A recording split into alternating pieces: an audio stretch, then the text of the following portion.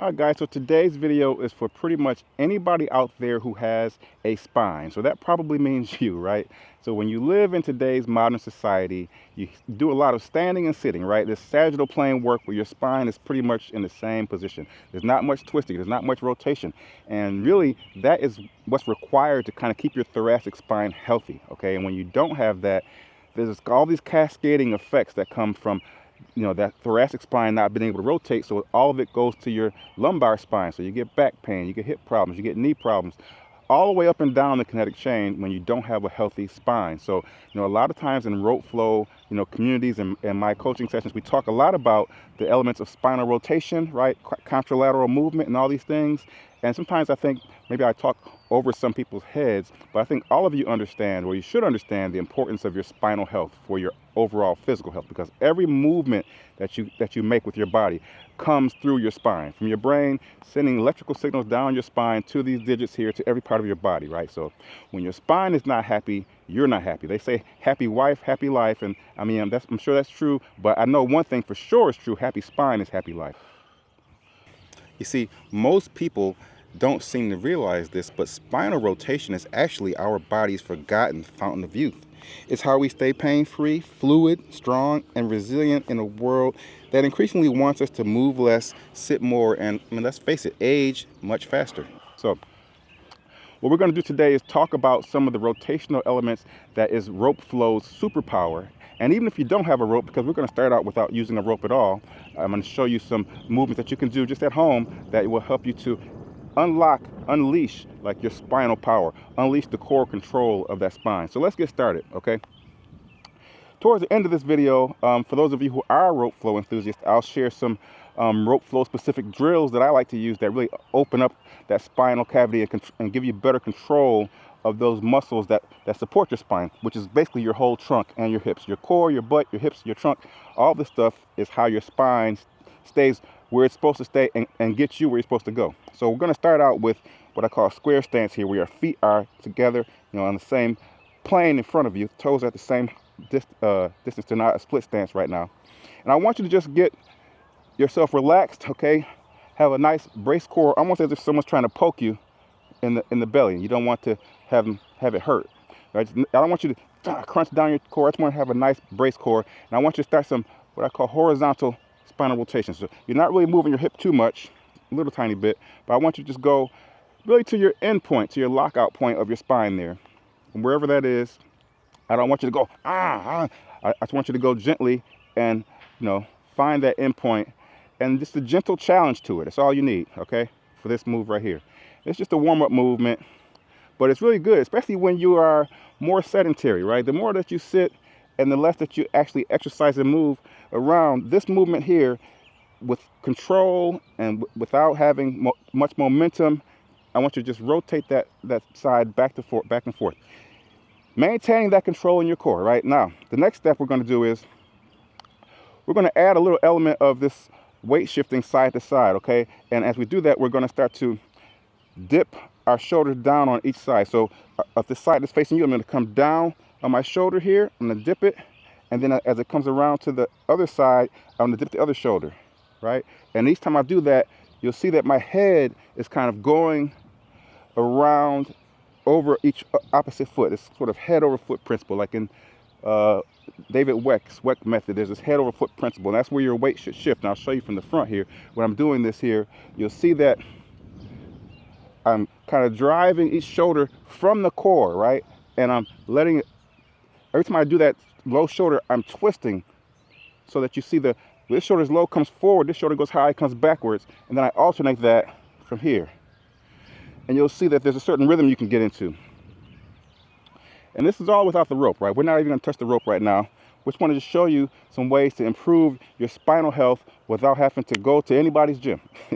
Now, the next thing we're going to do is we're going to take this element into a split squat. So you pretty much about the same distance that you might if you're just taking a walk, right?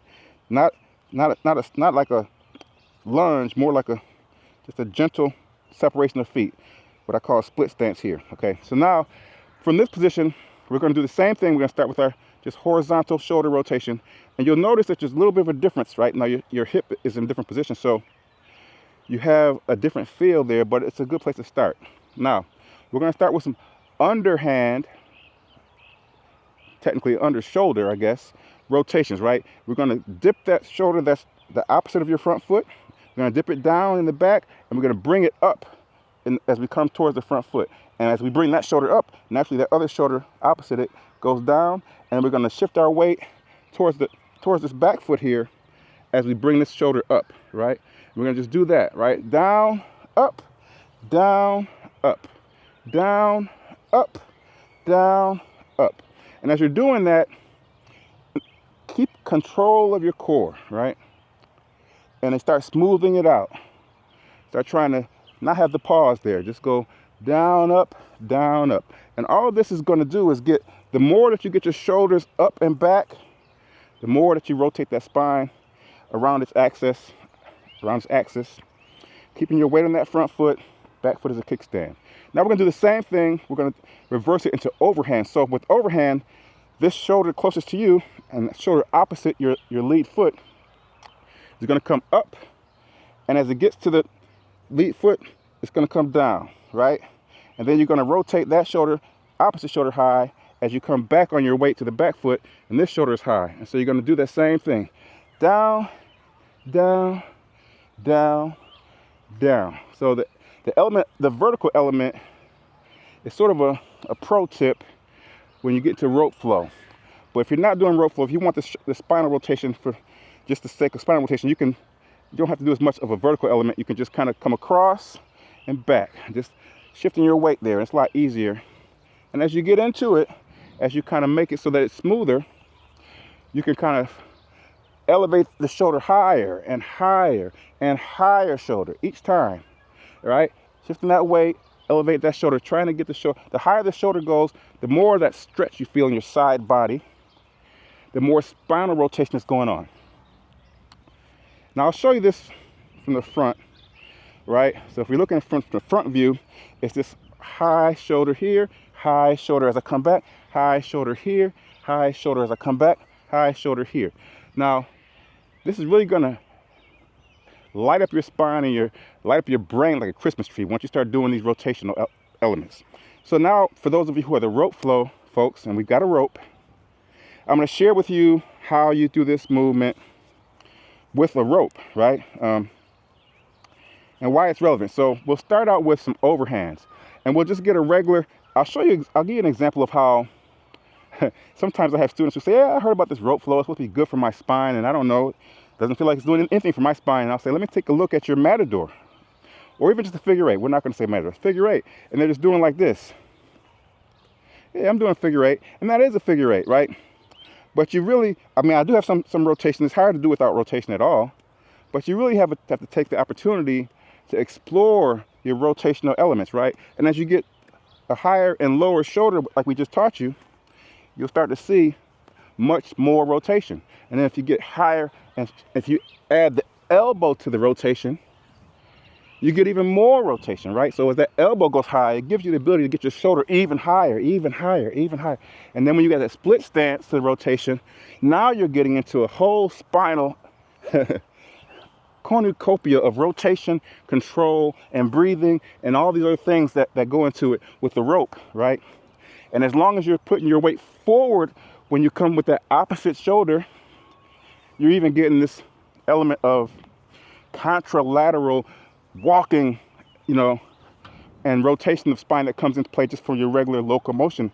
Now, we have some drills that I'll show you that are they're simple, but for some they may not be easy. And I will say, we're not going to go into too much teaching on these moves right here because it's a YouTube video and all that. It's not, time is of the essence. But in our new and upcoming course, The Art of Flow, we go into in-depth on all the footwork, the core elements, the breath control, all the contralateral movement, the weight shift and where your weight should be and at what time, to help you master these movements in the context of rope flow. And when you master them in context of rope flow, you're mastering them in context of regular life, right? You got to twist and pick up things, get things off if you're going on a flight, get your luggage, all these things come into play just in regular movement. And when you train your body and your core and your spine to work synergistically, you move better and more confidently, whether you've got a rope in your hands or not. With all that said, you can check the link below to join our wait list for the Art of Flow course, and even join the beta program where you can get access right away. Now, for this move, we're going to talk about how you can do the same thing we just did with the rope, right? Now, first you can do it with the low elbow, and you'll notice that's why that up and down, the vertical element comes in with the rope, right? I'm getting my spinal rotation, but I'm also getting my weight shift, and there's this vertical rhythmic element for each rotation of the rope. And then you get that, like I said, that elbow elevation to really drive it all home, right? And then you work on switching over to your underhand side, and you do the same thing. Whether it's high elbows or low elbows, you're still getting the rotational element in, whatever your level of control is, right? And now when you're doing this drill here, you go back and forth, right? But when you take a step in either direction, that allows you to change the side that's the front foot side. So now my opposite foot is high. I can go with my elbows high, elbows low, and I can go back to the other side, elbows high, right?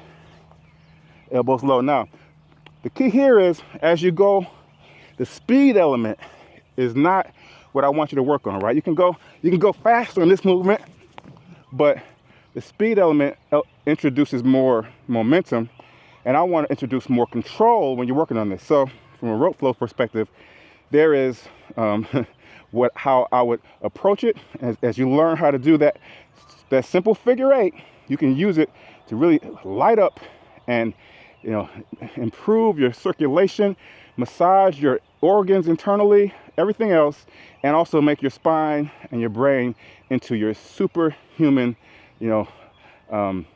turbo fuel engine, right? So I'll show you one more drill that's a bit more advanced that we're teaching in the Art of Flow course here.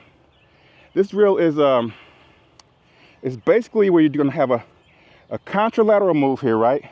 Now I'm separating my hands more like a matador. It's this contralateral move from this to a twisting spine here, and back to this contralateral move. Step forward, twisting spine on the opposite side, back to a contralateral move. Step backwards, twisting spine. So now you're getting the twist of your spine with each foot forward. So you're separating that. The twist is this way, and then when you go back and switch your foot, the twist is the opposite way, so that you get to do both sides, as well as you're learning the contralateral aspects of the weight shifting and all of that. So it's a very powerful movement, and I'll show it to you one more time, right? So it's a cross, a swoop, and a thing. All right, so get that down. It's the crossover, the swoop, and that twist there, right? And after the twist, you're gonna do bring it back, bring it back, bring it back, and then step, and then swoop with that twist on the other side. Bring it back, step, swoop, twist. So you can just daisy chain those together into a very good spinal rotation, a very good coordination effort, and a very good rope flow move that, you can earn some brownie points there. So hopefully this helps you. Hopefully you enjoy it. If so, please let me know in the comments. And also don't forget to check out the Art of Flow waitlist, or if you're ready, join the beta program. We're still accepting people. See you in the next video.